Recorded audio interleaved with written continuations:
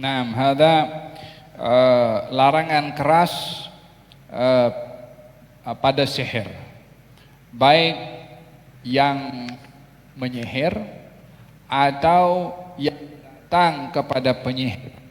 Dua-dua adalah termasuk tergelincir kepada dosa besar. Menjadi perbedaan pendapat ulama hukum orang yang pergi kepada tukang sihir atau orang yang menyihir. Pendapat yang pertama adalah mengambil daripada zahir ayat ini. Wa ma kafara Sulaimanu walakinna syayatina kafaru yu'allimuna an-nasa as-sihra. Nabi Sulaiman tidak kufur. Yang kufur itu syaitan karena mengajarkan manusia ilmu sihir. Maka dalam hal ini mengajarkan ilmu sihir dengan diiringi kalimat kufur diambil hukum oleh sebahagian ulama bahwasanya yang menggunakan sihir membawa kepada kekufuran.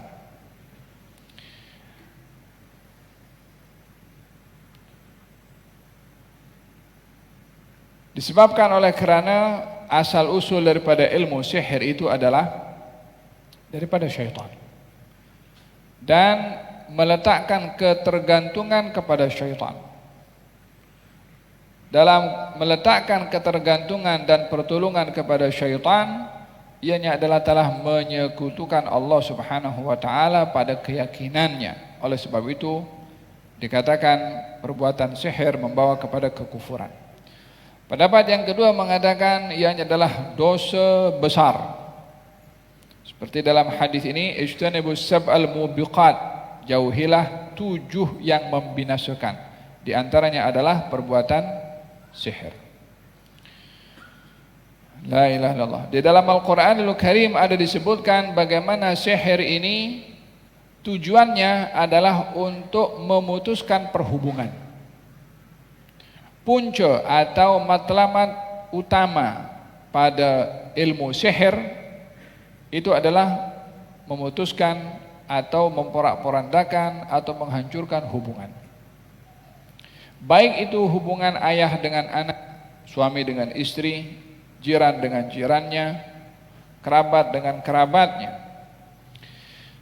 Di dalam Al-Qur'anul Karim Allah Subhanahu wa taala ketika menggambarkan tentang orang yang belajar ilmu sihir, wa yata'allamuna minhuma ma yufarriquna bihi bainal mar'i wa zawjih. Mereka belajar daripada dua itu, Harut dan Marut, ilmu, yakni ilmu sihir, ma yufarriquna bihi, yang mana dengan ilmu itu dapat memisahkan bainal mar'i wa zawjih, antara seorang dengan pasangannya. Permisalan yang diberikan pada ayat ini natijah hasil daripada orang menggunakan ilmu sihir, pecahnya hubungan, putusnya hubungan. Oleh sebab yang demikian, di dalam hadis ada dinyatakan adanya pertemuan-pertemuan yang dibuat oleh iblis. Meeting diketuai dan dipengurusikan oleh iblis. Meeting itu diadakan di laut. Laut mana Allahu a'lam, yang penting di laut. Iblis tunggu report daripada syaitan. Yang lapor ada mengatakan saya berjaya menjadikan si fulan tak berpuasa. Kata iblis mengatakan kalau dia insaf nanti dia akan kembali berpuasa. Yang satu mengatakan saya berjaya menyebabkan si fulan meninggalkan salat, katanya belum cukup keberhasilannya. Ketika ada syaitan yang mengatakan saya berjaya memisahkan dua orang yang ada hubungan, mari kemari, diletakkan naik pangkat dia. Intinya apa? Jangan mudah memutuskan hubungan dengan orang lain. Jika itu yang terjadi, Anda menjadi objeknya iblis, korbannya iblis. Kalau orang lain itu jahat kepada saya, Kalau orang lain itu ingin memutuskan silaturahim dengan saya, kalau orang itu mengusik-usik dengan saya. Ada seorang laki datang kepada Rasulullah. Ya Rasulullah, saya ini ada kerabat.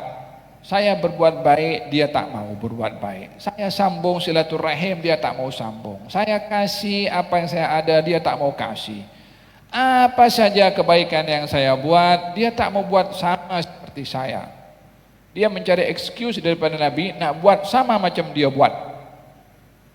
Kata Nabi mengatakan kepada dia, Allah sentiasa membela dan menolong bersama dengan kamu selagi kamu kekal seperti itu kepada kerabat kamu, dan seakan-akan kamu melemparkan debu pada wajah kerabat kamu yang tak berbuat seperti kamu.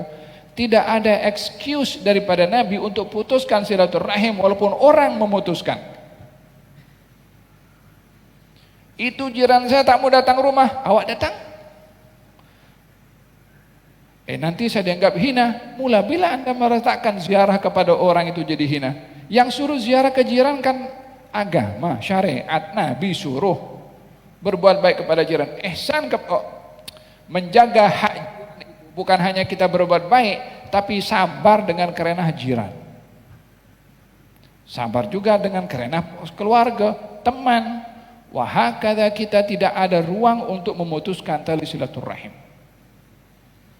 Seorang lelaki mengadu kepada Rasulullah, ya Rasulullah, saya ada saudara, dia tak mau kerja, makan minumnya saya bagi kepada dia. Dia ini begini, dia ini begitu. Kata Nabi, mungkin saja orang yang kamu bagi nafkah, dia yang jadi sebab kamu dapat rezeki. Tidak diberi ruang untuk putus. Sampai diancam dengan ancaman yang kuat, la yadkhul jannata qati' rahim, tak akan masuk surga orang yang memutuskan silaturahim. Kalau orang lain putuskan, Anda jangan putuskan. Orang lain tak mau beri, Anda terus beri. Orang lain tak mau salam, kita ucap salam. Dia tak mau datang, kita datang. Yang kita lakukan bukan ikut apa dia punya rentak. Nabi yang suruh, agama yang suruh. Untuk apa saya ikut apa kata orang atau hawa nafsu, sementara Nabi yang saya sanjung, Nabi yang saya sayang suruh saya untuk berbuat apa ikut kehendaknya, bukan kehendak hawa nafsu saya. Faham dong? Ai cakap sedap memang. Dah sampai kepada praktikalnya punya berat kan. Tapi ada kena lawan. Kalau anda mau apa yang dikatakan oleh Nabi, Allah sentiasa menjadi zahir, penolong, peneman kepada anda. Ya, kalau itu kita telan, pahit, tebal muka, tak kisah. Jangan diingat orang itu apa yang dia buat, tapi ingat apa yang Allah akan kasih kepada saya. Faham tuh? Hada berkenaan dengan bagaimana sihir itu boleh berkesan. Sihir itu berkesan juga ya, sihir berkesan. Nah, gerak. Bab tentang larangan upaya untuk melindungi daripada sihir. Usahakan sentiasa dalam keadaan berwudu selalu. Bukan bukan ketika hendak, tapi dalam mau keluar rumah biar dalam keadaan berwudu. Mau tidur biasakan dalam keadaan berwudu. Nah,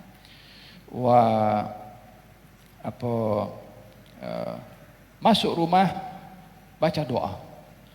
Selain dari membaca ayatul kursi, qul huwallahu ahad, qul a'udzu birabbil falaq, qul a'udzu birabbin nas, supaya rumah kita itu adalah rumah yang dibentengi dengan benteng yang kuat daripada gangguan syaitan.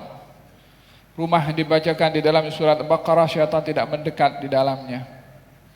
Demikian sabda Nabi SAW. Faham tu?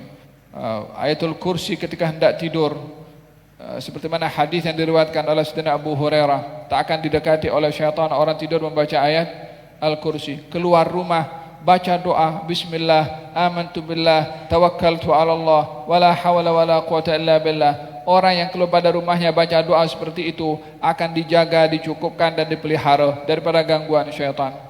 Wirid yang kena mesti dibiasakan, Quran jangan tinggal, Itu semua amalan yang kita lakukan. Kadang-kadang kita tak sedar. Kadang-kadang kita tak sedar kalau ada orang mungkin yang niat hasad dengki dengan kita menggunakan sihir apa semua, ditolak itu karena kita ada amalan. Kadang-kadang mata orang nak kena kepada kita, tertolak itu mata sebab kita ada amalan. Faham tuh? Jangan tunggu kena baru nak beramal. Kita bentengi dulu dengan amalan-amalan yang diajarkan oleh Nabi SAW untuk terlindungi daripada bahaya yang tidak dapat dilihat oleh mata. Gerak.